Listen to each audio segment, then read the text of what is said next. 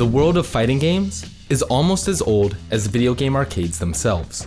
Fans that have been with the genre from the beginning have been duking it out with each other using the same joystick and 6 to 8 button layout for over 30 years. And even the most open-minded among them can still be set in their ways. The existence of fight sticks in and of itself speaks to this point. So when new IPs come along and try to change up the fighting game formula, it's understandable when they aren't met with the warmest of receptions. For many people in the FGC, there's a mentality that if you stray outside the box of traditional 2D or 3D fighters, your game doesn't belong. Most arena fighters, such as Naruto Ninja Storm and Dragon Ball Z Budokai, fall into this category. The one outstanding exception to this has always been Smash, which, due to its sheer popularity, has begrudgingly been brought into the fold. It was against this backdrop that Nintendo, in 2017, launched their second original fighting game, a wacky, brightly colored boxing game that invites players to rethink everything they thought they knew about fighting games. This is ARMS. ARMS was released in June of 2017, mere months after the release of the Nintendo Switch. Upon its release, it was met with favorable reviews and impressive sales, but there was always something off about the reception. Many journalists likened ARMS to Wii Sports Boxing, a casual party game that was included with the original Wii console that was meant to showcase the motion controls unique to the system. This, in addition to the marketing campaign which emphasized motion controls, led to the general perception that this was just another casual Nintendo game, more akin to a tech demo than anything else. However, the truth is a bit more nuanced. At its core, ARMS is a fighting game that's incredibly easy to learn, but hard to master. When you play ARMS, there's ultimately only 3 attacks you need to worry about: punches, grabs, and rush attacks. And while this may seem overly simplistic, ARMS has a lot going on in its gameplay that makes those 3 attacks more than sufficient. In order to understand what makes ARMS different from normal fighters, you have to understand how your typical fighting game is broken down. In a game like Street Fighter, you have a 2-dimensional plane with easily perceptible distances between players. You can jump, crouch, walk, and dash in order to control the space between you and your opponent while throwing out various punches, kicks, and special moves like the famous Hadouken in order to damage your opponent. This all may seem rudimentary, but it's important to cover because in a lot of ways, ARMS throws all of that out the window. First, ARMS is a 3D projectile arena fighter inspired by the likes of Virtualon and Gundam Versus. As in these games, you can move left, right, up, or down, all from a third-person perspective, keeping an eye on your opponent at all times, as opposed to seeing the whole map like in most other fighters. ARMS also includes a variety of environmental factors like trampolines and moving platforms that force players to really interact with the 3-dimensional space. However, when it comes to combat, ARMS differs greatly from other games, forming a kind of hybrid between projectile and melee combat.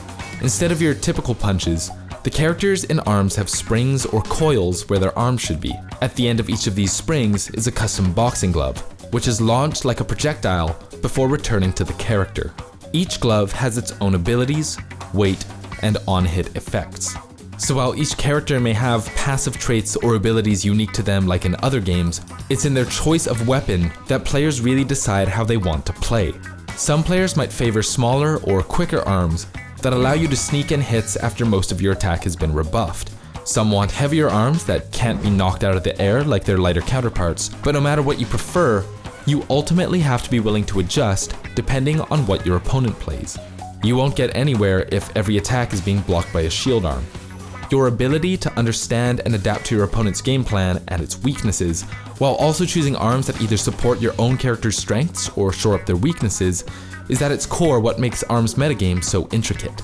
Despite public sentiment, ARMS has got a lot more going for it than people originally gave it credit for. And the dreaded motion controls that scared most competitive players off? Well, it turns out that they're entirely optional.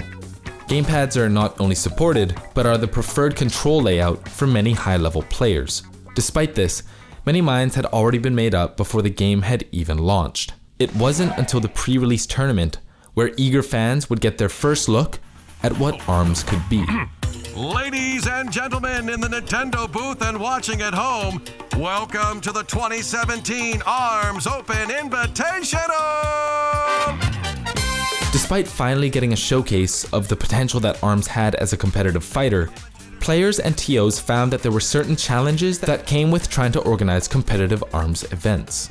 Yeah, most of the tournaments they had were over Wi-Fi. Like 2GG held one of the first big ARMS tournaments online with like 700 people in it. And there's no way to control the quality of that many people. And then you had people like Shrimps, who were part of this grassroots scene, who, starting up his stream for ARMS, was hosting a bunch of these online tournaments. He hosted Fight Club, Shrimps Bowl, Ramen Bowl. He hosted all these different tournaments for the ARMS community. And things like those just started popping up all over the place. I wonder if that, hurt the community a little bit, not having that offline human-to-human interaction kind of thing going on there. However, transitioning offline didn't prove to be any easier. A lot of it was going over to like other games and be like, hey, here's this game called ARMS. It's really, really cool. It's really, really quirky. As long as it doesn't interfere with what you've got going on with your other games that you're competing in, you should totally check it out. And it was really dragging some people over. Eventually, like a lot of them liked it. The retention probably wasn't as high because it was a pretty quirky game and, the crowd was young.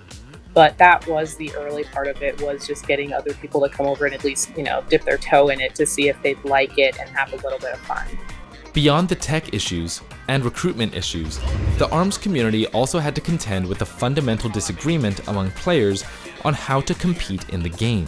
At launch, ARMS didn't contain a tournament mode or any kind of streamlined system for LAN competitions, which gave rise to another major problem. If each match was going to be played in a normal versus mode, then a decision had to be made about what kind of arms were going to be allowed for tournament use. I came from a Smash background, right? And we'd had our own issues with customs and implementation thereof within our community. And so I argued for defaults. There were large components of argument for customs as well. And so it was a big community divide in some ways that shifted not only the metagame, but the participants. And it was, I think, one of the central turning points of the game as a whole. Each character comes with 3 different default arms unlocked. These arms varying in usefulness from the downright broken to the absolutely useless. At times, this would create situations where a character like Helix with solid abilities would be undone by their lack of good arms choices. The other school of thought was that all arms should be unlocked, allowing players to field any combination of arms that they want in order to best support their character and desired playstyle. The downside to this was that in the absence of a tournament mode, it fell to TOs to unlock every arm for every character, on every Switch system they had at a tournament. While there were workarounds to this, such as having competitors bring their own consoles, the burden on TOs was uncharacteristically high. It became a point of contention because, especially in St. Louis, people are like, well, I don't want to come if I can't play on my customs. And I'm like, well, if you bring your own Switch, and we get everyone to commit to bringing their own Switch, we can probably do it. And they said, well, I don't want to bring my own Switch. I'm like, I have 4 people committing to bringing their relatively still not highly bought Switch console and these very hyper-specific pool of people that also bought ARMS.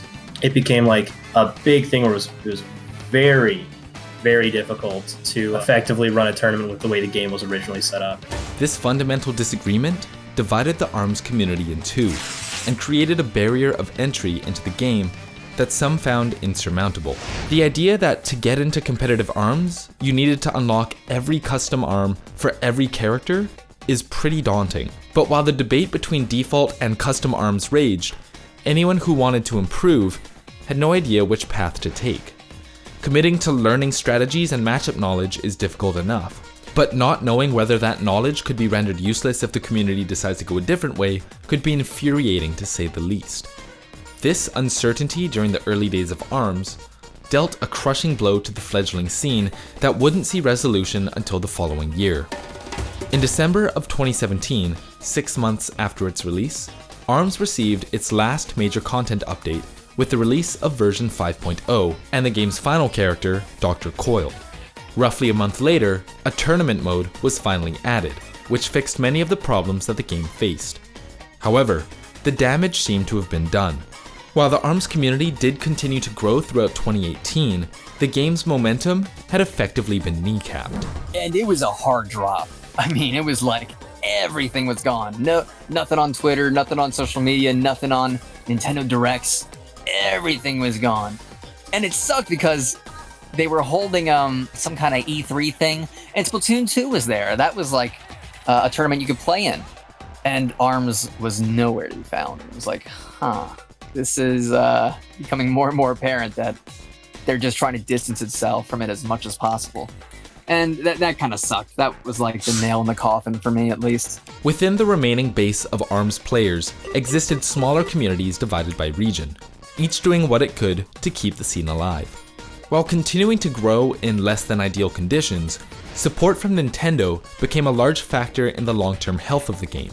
The place where these discrepancies became most obvious was between America and Japan. It soon became apparent that Nintendo America had ARMS pretty low on its priority list. But despite their perceived indifference to the franchise, grassroots ARMS tournaments continued to pop up at local events like Wednesday Night Fights in Southern California, Catch These ARMS in NYC, and Switch Hitters in St. Louis. These tournaments, among many others, allowed for the continued growth of the NA scene, and produced many of the region's top players, such as Gore Magala, Twind 5-0, Resolve, and more. But as strong as these players are, it became painfully obvious what direct support could do when East and West clashed for the first time at EVO Japan 2018. Since its launch, ARMS in Japan has been treated with a lot more care than it had anywhere else in the world, which is understandable, being the country where Nintendo is located.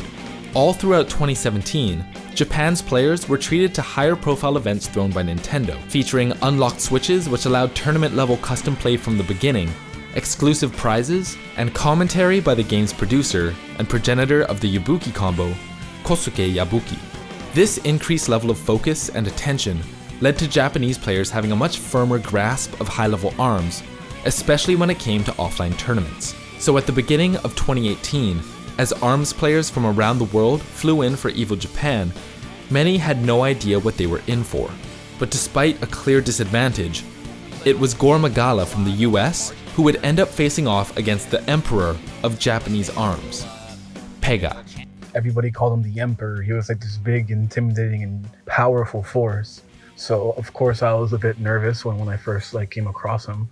Not to mention in that specific tournament, it was like US versus Japan sort of thing, especially because as time went on, I was like the only United States player left. So everybody was kind of cheering for me. And it was just, really nerve-wracking because I was in loser's bracket, so I had to go and fight my way up to earn the honor of fighting him. Gore's utilization of Helix's tower mode worked for a time to keep Pega at bay, but ultimately, it was Pega's Max Brass who was able to close the distance and be crowned EVO champion. Pega will do it! Pega will win ARMS at EVO Japan 2018 over Gore Magala. Wow! The two would meet again on Gore's home soil for Smash and Splash 4, a Wisconsin-based major that gave many American and European top players their first chance to face off against the best Japan had to offer. Gore and Pega once again found themselves facing off in grand finals, but while Gore may have come a long way, it still proved insufficient to deal with Pega's power. Trigger rush! Pega hits! And the Emperor wins both tournaments! The reason that Pega was so strong is because of the character and because of the player. Max Brass, the character he uses, focuses on rushdown. So basically, when he holds a full charge, he becomes buff, he gets super armor, his arms get bigger, and the effect also becomes permanent when he's at under 25 HP. So the game plan was basically to buff up and then completely rush down your opponent and predict their wake-ups as much as possible so that they don't have a chance to do much of anything. As for the player himself, he was insanely smart. He had great reads, he had great technical skills. He used explosions arms often because they would combo into rushes easily and it made it hard to rush yourself.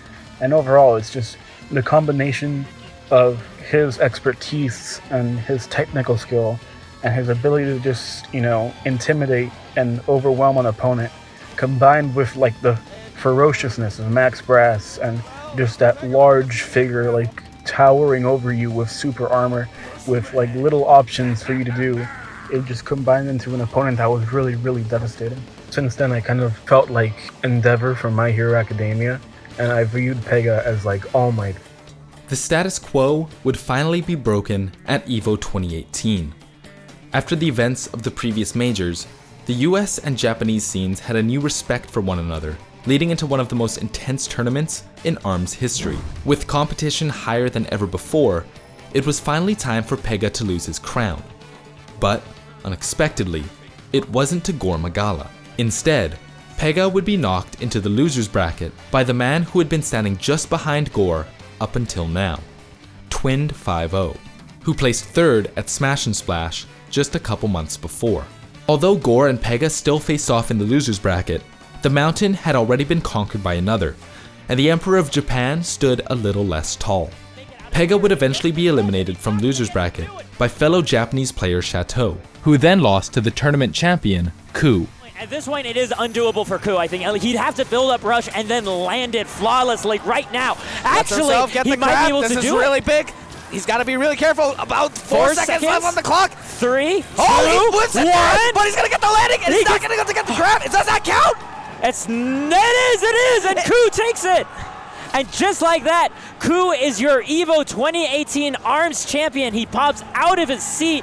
Although Japan, as a region, has remained dominant, EVO 2018 marked the end of the Pega dynasty, as well as the end of the golden age of ARMS.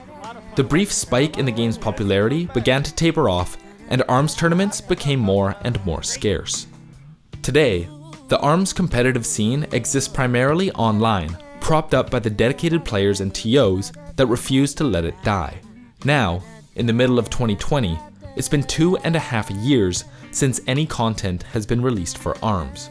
The graphic novel intended to be released in fall of 2018 has still not seen the light of day, even though it's still in production.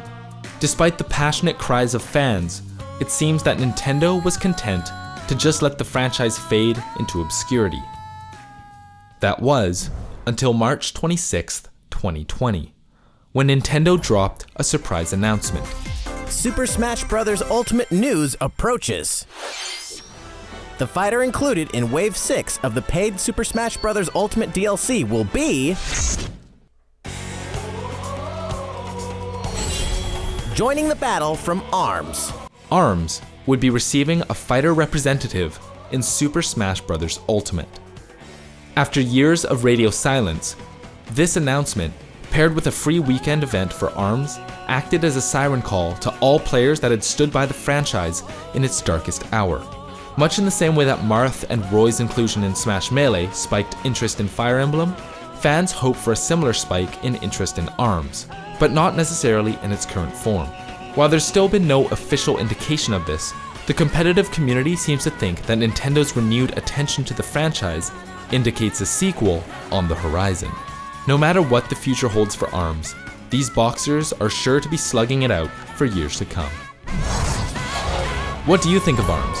Do you prefer using a gamepad or the motion controls? What changes do you want to see if Nintendo does end up coming out with a sequel? Let us know your thoughts and any other games you want us to cover in the comments below. My name's Jonah, thanks for watching.